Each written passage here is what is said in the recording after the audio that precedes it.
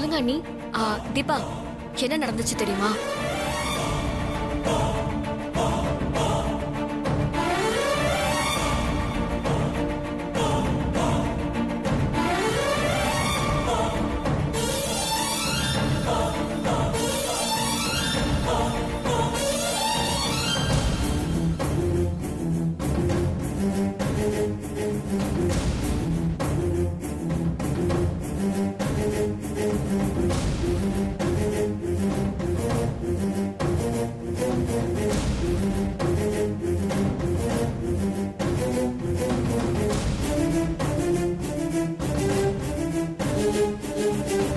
அண்ணே, இவ்ளோ விஷயம் நடந்திருக்கான். சரி, அவருக்கு நினைவு திரும்பினதும் அவர்கிட்ட பேசி ரியாவை பத்தின எல்லா டீட்டெயிலையும் கேட்டு வச்சுக்கோங்க. அவரோட போன் நம்பரையும் வாங்கிக்கோங்க. என்ன செய்யறதுன்னு பார்க்கலாம். சரி தீபா.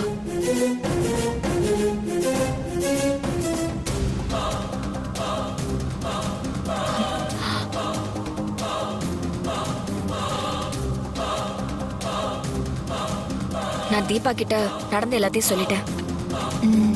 அவர் கூடவே இருந்து பார்த்துக்கிட்டு மயக்கம் தெளிஞ்சு பேச ஆரம்பிச்சதுக்கு அப்புறம் அவர்கிட்ட எல்லா விஷயத்தையும் கேட்டுட்டு வாங்கன்னு சொல்லிட்டா. சரி, மயக்கம் தெளியற வரைக்கும் வெயிட் பண்ணலாம்.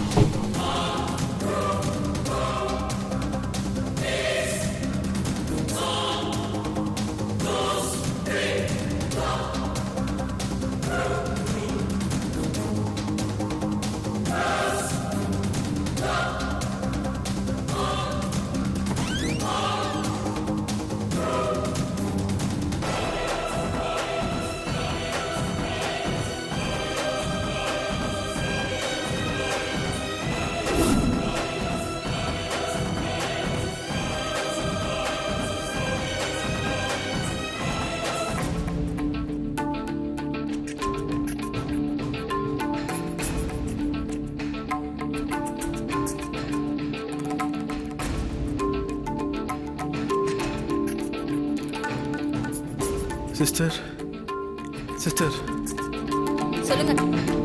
நான் எப்படி இங்க வந்தேன்? யார் கொண்டு வந்து அட்மிட் பண்ணா? யாரோ 2 லேடிஸ் தான் சார் உங்களை கொண்டு வந்து இங்க அட்மிட் பண்ணாங்க. அப்படியா? அவங்க இங்க இருக்காங்களா? நான் அவங்கள பார்க்கலாமா? இங்க தான் இருக்காங்க சார், கூட்டிட்டு வரேன்.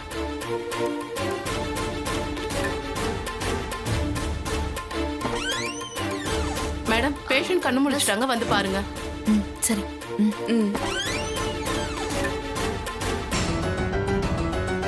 சார், இவங்க தான் சார் உங்களை இங்க அட்மிட் பண்ணாங்க. உங்க 2 பேருக்கும் ரொம்ப நன்றிங்க. நீங்க செஞ்ச இந்த உதவிக்கு எப்படி நன்றி சொல்றதுன்னே தெரியல. பொதுவா நான் வலிப்பு வந்து கீழே விழுந்தா எல்லாரும் என்னை வேடிக்கை பார்த்துட்டு போயிடுவாங்க.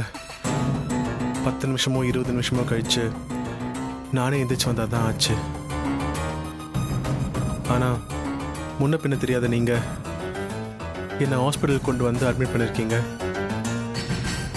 இந்த உதவியை கண்டிப்பா மறக்க மாட்டேன். முன்ன பின்ன தெரியாதவங்களா? ஆனா நல்லா தெரிஞ்சவருன்னு இவளுங்க சொல்றாளுங்க. குழப்பமா இருக்கே. தயவு செஞ்சு தப்பா நினைச்சுக்காதீங்க. உங்களை ஹாஸ்பிட்டல் வரைக்கும் கொண்டு வந்து சேர்த்து உங்களை காப்பாத்த நினைச்சதுல எங்களுக்கும் ஒரு சுயநலம் இருக்கு.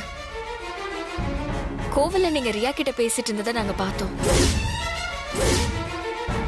நீங்க தான் ரியாவோட ஹஸ்பண்டா? ஆமா. ரியாவை உங்களுக்கு எப்படிங்க தெரியும்? இதோ இவங்களோட ஹஸ்பண்ட் ஆனந்த தான் ரியா மயக்கு கல்யாணம் பண்ணியிருக்கா.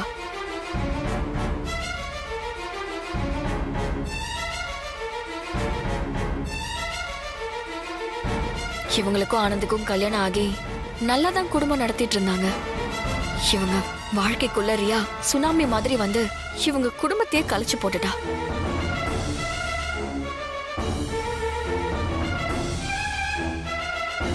அதனால இவங்க இப்ப பிறந்த வீட்டுக்கு போக முடியாம புகுந்த வீட்டுக்குள்ளேயும் கால் வைக்க முடியாம திக்கு தசை புரியாம அலைஞ்சுக்கிட்டு இருக்காங்க. பொண்ணா பிறந்த யாரும் அனுபவிக்க கூடாத கொடுமைகளை இவங்க அனுபவிச்சுட்டு இருக்காங்க. புரியுதுங்க. ரியா என்னை விட்டு பிரிஞ்சதுக்கும் ஆனந்த மைக்கு கல்யாணம் பண்ணதுக்கும் ஒரே ஒரு காரணம் பணம் மட்டும்தாங்க.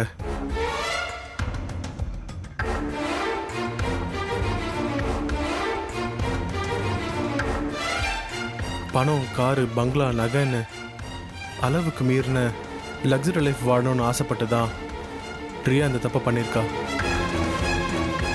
ரியா உங்கள் குடும்பத்தோட நிம்மதியை கெடுத்துட்டு இருக்க விஷயத்தை பற்றி ஏற்கனவே ஆனந்தோட தம்பி கார்த்தி வந்து என்னை பார்த்து பேசினாரு. 2வது தடவை இது சம்மந்தமாக பேச கார்த்தி என்னை ஃபோன் பண்ணி கூப்பிட்டப்ப நான் வெளியூரில் இருந்ததால் என்னால் வர முடியாமல் போச்சு. அப்படியா? கார்த்திக் உங்களுக்கு தெரியுமா? தெரியுங்க. நான் மறுபடியும் கார்த்தியை மீட் பண்ணி பேசக்கூடாதுன்னு தான் ரியா இன்னைக்கு என்னை கோயிலுக்கு வர வச்சு வார்னிங் கொடுத்துட்டு போனா. என்ன வார்னிங்? நீ மறுபடியும் கார்த்தியை மீட் பண்ணி பேசினா உன்னை கொலை பண்ணவும் தயங்க மாட்டேன்னு சொல்லிட்டு போனா.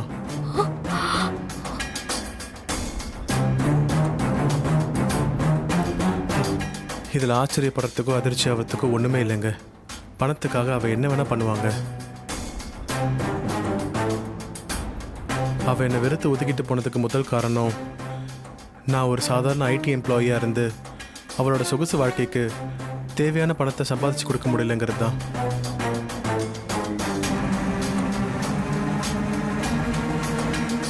ரெண்டாவது காரணம் எனக்கு இருக்கிற இந்த ஃபிட்ஸ், காக்கா வலிப்பு. இந்த 2 காரணத்தையும் வச்சு என்கிட்ட அடிக்கடி சண்டை போடுவா. எவ்வளவோ போராடி பார்த்தோம், என்னால் இந்த 2ஐயும் சரி பண்ணவே முடியல. ஒரு கட்டத்தில் நான் அவகிட்ட உனக்கு பிடிச்ச வாழ்க்கையை தேடிக்கன்னு சொல்லிட்டேன். அதை அவ சாதகமாக எடுத்துக்கிட்டு என்னை விட்டு போயிட்டா.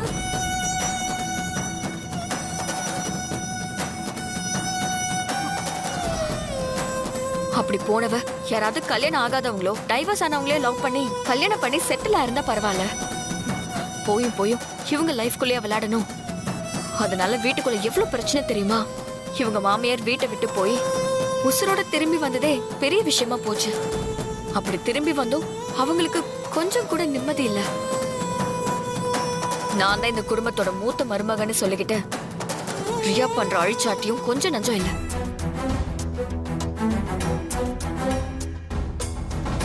ஆனந்த தூண்டி விட்டு சொத்தை பிரிச்சு கொடுக்க சொல்றா. ஆனந்தும் இவ மேல இருக்கிற காதல்னால இவ சொல்றதுக்கெல்லாம் கண்ணை மூடிக்கிட்டு ஆமா சாமி போடுறாரு. காதலா? எல்லாமே காசு அவ கைக்கு வர வரைக்கும் தாங்க. என்கிட்ட இருந்து அந்த காசு கிடைக்கலன்னதும் அவ என்ன தெரியுமா பண்ணா? நான் ஒரு பெரிய பணக்காரனா ஆனதுக்கு அப்புறம் தான் குழந்தையே பெத்துக்குவேன்னு சொல்லிட்டு 2 தடவை அபார்ஷனே பண்ணிட்டா.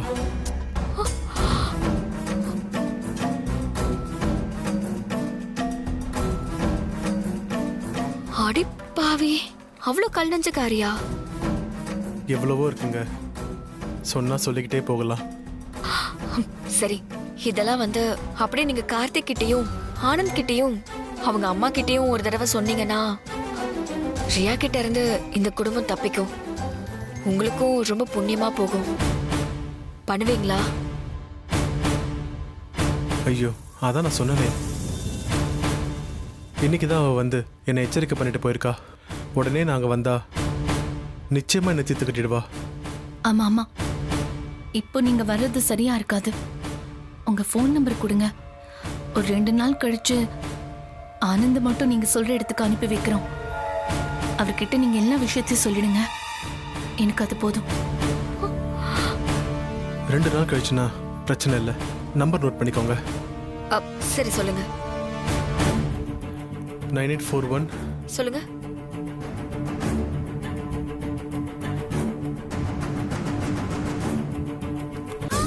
என்னை மன்னிச்சிருங்க. உங்க வாழ்க்கை இன்னைக்கு சீரழிஞ்சு போனதுக்கு நான் தான் காரணம். என்ன நீங்க இப்படி சொல்லிட்டீங்க? அதெல்லாம் இல்ல. அந்த ரியா ஒரு பேராசக்காரியா பண பேயா இருக்கிறதுனால தான் இந்த பிரச்சனை வந்திருக்கு. இதுக்கு நீங்க எப்படி பொறுப்பேத்துக்க முடியும்? உங்க நல்ல மனசுக்கு கடவுள் உங்களுக்கு நல்ல வாழ்க்கையை அமைச்சு கொடுப்பாரு. நீங்க உடம்ப பாத்துக்கோங்க. நாங்க போயிட்டு ஒரு 2 நாள் கழிச்சு உங்களுக்கு கால் பண்றோம். சரிங்க. சரி, வரோம். வரோம்.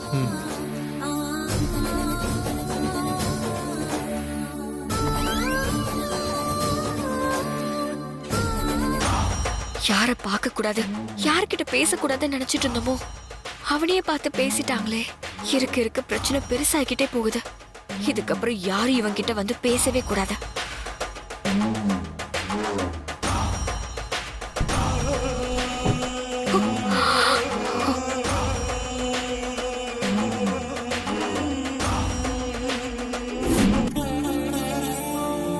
அத்தை, என்ன அத்தை இது? ஹாஸ்பிட்டலுக்கு போறேன்னு சொல்லிட்டு மார்க்கெட்டுக்கு போய் காய்கறி எல்லாம் வாங்கிட்டு வந்திருக்கீங்க. ஹாஸ்பிட்டல் போயிட்டு வர வழியில அப்படியே மார்க்கெட்டுக்கும் போயிட்டு வந்தேன். எப்பவும் போல வேலைக்காரங்க கிட்ட சொல்லிருந்தா அவங்க போய் வாங்கிட்டு வந்திருக்க போறாங்க. இல்லனா என்கிட்ட சொல்லிருக்கலாம்ல அத்தை, நான் போய் வாங்கிட்டு வந்திருப்பேன்ல. நீங்க எதுக்கு அத்தை போனீங்க? பொதுவா நீங்க மார்க்கெட்டுக்கெல்லாம் போகவே மாட்டீங்க. இன்னைக்கு என்ன திடீர்னு? கார்த்திகால தாமா போயிட்டு வந்தேன். நான் பார்த்து அவன் இது வரைக்கும் ஒரு ஸ்க்ரூ டிரைவர் ஸ்பேனர் கூட தொட்டதில்ல. ஆனா இப்ப அவன் ஒரு அடிமட்ட தொழிலாளியா இருந்து எல்லா வேலையும் செய்யறேன்னு சொல்லிட்டு போயிருக்கான். ஃபேக்டரியில வேலை பார்க்கறது சாதாரண விஷயம் இல்ல, ரொம்ப கஷ்டமா இருக்கும்.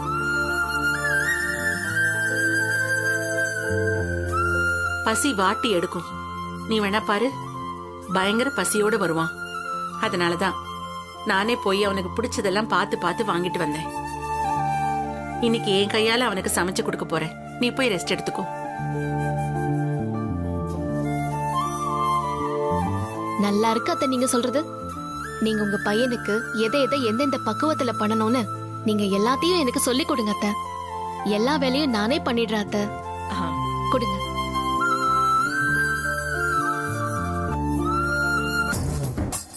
பாத்தியா, ம்? என்னமோ கார்த்தி மட்டும்தான் இவங்க வயித்துல பிறந்து வளர்ந்த மாதிரி என்ன ஒரு கரிசனம். என்னைக்காச்சும் இந்த கரிசனத்தை இவங்களோட மூத்த பசங்க கிட்ட காட்டியிருப்பாங்கன்னு நினைக்கிறேன். இல்லவே இல்ல.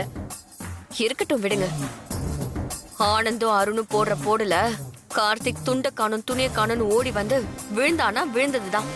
நாளைக்கு காலையில எழுந்திருச்சு கம்பெனிக்கு போறத பத்தி வாயவே திறக்க மாட்டான். அதுக்கப்புறம் இதே அத்தை கார்த்திக் சவால தோத்து போறத நினைச்சு நொந்த நூடுல்ஸ் ஆகி மூலையில உட்காந்து ஒப்பாரி வைப்பாங்களா இல்லையான்னு மட்டும் பாருங்க. அது மட்டும் நடந்துட்டா சொத்தை எழுதி வாங்கிட்டு மொத்த பேரையும் அடிச்சு துரத்திட்டு தான் அடுத்த வேலை. நிச்சயமா நடக்கும், கவலையே படாதீங்க. அத்தை அத்தை இருங்க, நான் வெளியே என்ன சொன்னேன், நீங்க என்ன பண்ணணும்னு சொல்லுங்க, அதை நான் பண்றேன். சரி வா.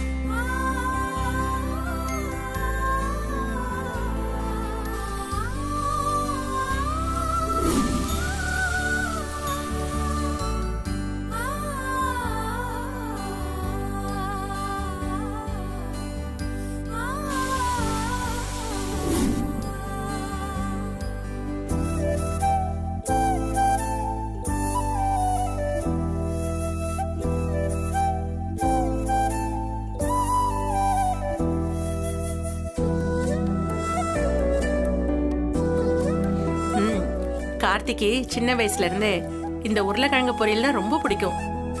அப்பெல்லாம் இது இல்லாம அவனுக்கு சாப்பாடு இறங்காது.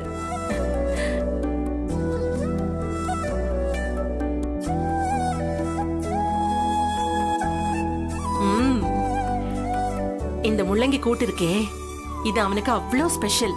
சாம்பார் இல்லைன்னா கூட இதை மட்டுமே போட்டுக்கிட்டு திருப்தியா சாப்பிட்டு கிளம்பிடுவான். இந்த கத்திரிக்காய் சாம்பாரும் மிளகு ரசத்தை பத்தி சொல்லவே தேவையில்லை. இது ரெண்டும் அன்னைக்கு மாதிரியே இன்னைக்கும் அவனுக்கு ரொம்ப பிடிக்கும். ஆமா அத்தை, கத்திரிக்காய் சாம்பார்னா அவருக்கு உசுறு. அதுல என்னதான் இருக்கோ. ஒரு விஷயம் தீபா, பசங்களுக்கு பிடிச்சத செஞ்சு கொடுத்து அவங்க அதை சாப்பிட்டுட்டு சந்தோஷப்படும் போது பெத்தவங்களுக்கு ஒரு சந்தோஷம் வரும் பாரு, அதுக்கு ஈடு என வேற எந்த சந்தோஷமும் இல்லை. நிஜமா சொல்ற அத்தை, நீங்க அம்மாவா அமைஞ்சதுக்கு என்னோட வீட்டுக்காரர் ரொம்ப கொடுத்து வச்சிருக்கணும். கார்த்தி பிள்ளையா கிடைச்சதுக்கு நான் தாம்மா கொடுத்து வச்சிருக்கணும். இந்த குடும்பம் பிரியாம ஒன்னா இருக்கணுங்கிறதுக்காக அவனோட படிப்பு, கௌரவம், அந்தஸ்து எல்லாத்தையும் தூக்கி போட்டுட்டு போய் முதலாளியா இருந்தவன் ஒரு சாதாரண தொழிலாளியா மாறி கஷ்டப்பட்டு வேலை பார்க்கறான்னா அதுக்கு எவ்வளவு பெரிய மனசு வேணும். இந்த குடும்பத்து மேல அவனுக்கு எவ்வளவு பாசம் இருக்கணும், மரியாதை இருக்கணும். யாராலையாவது இப்படி இருக்க முடியுமா? ஆமா அத்தை. அத்தை, இப்ப சொல்றேன் அத்தை. நீங்க எனக்கு மாமியாரா கிடைச்சதும், உங்க பையன் எனக்கு வீட்டுக்காரரா கிடைச்சதும் நான் செஞ்ச புண்ணியம். சரி சரி, நீயும் ஒரு தடவை எல்லாத்துலயும் உப்பு உரப்பெல்லாம் சரியா இருக்கான்னு செக் பண்ணிடு. ம். ஒரு ஐட்டத்துல கூட சின்ன மிஸ்டேக் வந்துடக்கூடாது. ஆ சரிங்க அத்தை.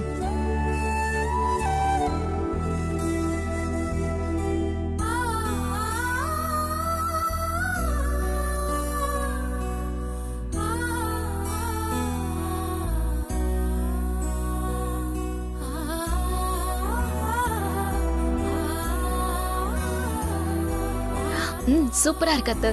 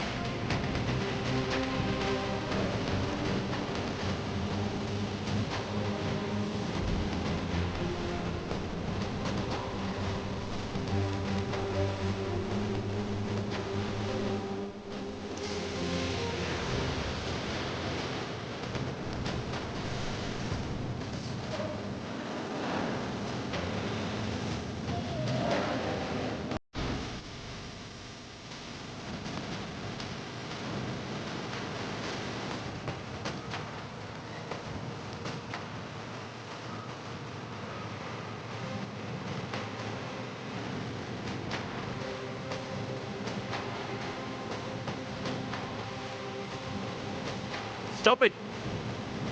இதை நிறுத்துங்க. Okay sir. இது என்ன ஒர்க் ஷாப்பா இல்ல பாட்டு கச்சேரி மண்டபமா? பாட்டு போட்டு வேலையெல்லாம் செஞ்சுட்டு இருக்க? சொல்லு கார்த்தி, உன்னதான் கேக்குறேன். டியூட்டி டைம்ல இப்படிதான் அட்ராசிட்டி பண்ணுவியா? இதுக்கு தான் நீ இங்க வந்தியா? ஏற்கனவே நீங்க வந்த நேரம் சரியில்லாம 2 மணி நேரம் ப்ரொடக்ஷன் நின்னு போய் கம்பெனிக்கு 5 lakhs லாஸ் ஆயிருக்கு. இப்போ என்னடானா எல்லாரையும் வேலை செய்ய விடாம பாட்டு போட்டு சீரழிச்சிட்டு இருக்க. இரு டைம் என்னாச்சுன்னு பாரு. 5:15 ஆகுது. 5 மணி வரைக்கும் தான் டியூட்டி டைம். இப்போ ஓவர் டைம் பண்ணிட்டு இருக்காங்க. காலையில மிஷின் ஃபால்ட் ஆனதுனால அந்த 2 மணி நேரத்தை காம்பன்சேட் பண்றதுக்காக இப்போ இவங்களாம் வேலை செஞ்சுக்கிட்டு இருக்காங்க. யாரும் அதுக்கு சம்பளம் வாங்கல. அப்படின்னா பாட்டு பாடி கூத்தடிக்கிறது தான் ஓவர் டைமா? வேலை எல்லாரும் செஞ்சுக்கிட்டு தான் இருக்கும். நல்லா கண்ணை திறந்து பாரு.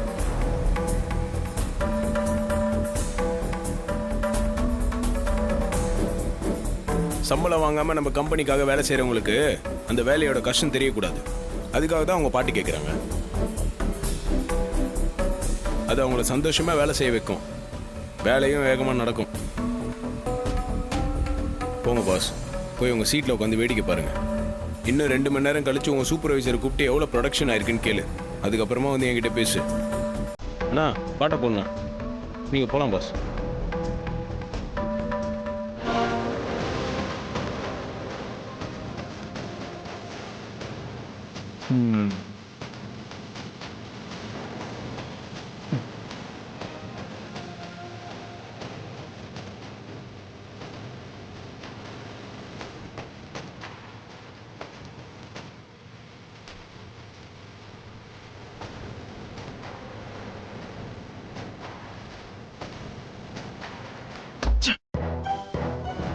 மறுபடியும் என்ன மொக்க பண்ணிட்டே இருக்கான்.